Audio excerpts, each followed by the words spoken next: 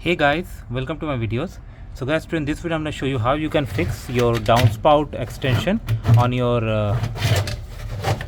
gutter pipes, okay, for proper holdings.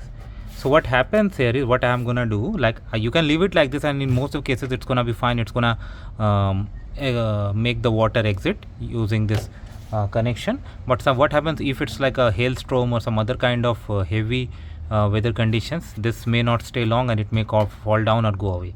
So what we are gonna do, we are gonna use a drill machine. We're gonna drill a hole here where we are gonna replace it with screw. This one is very soft, so I'm gonna do a drilling here. So once the hole has been drilled, I'm just gonna push a screw. Okay, now the screw has gone through. At one side it has been fixed. I'm just gonna, for the safety, I'm gonna punch one here and punch one here.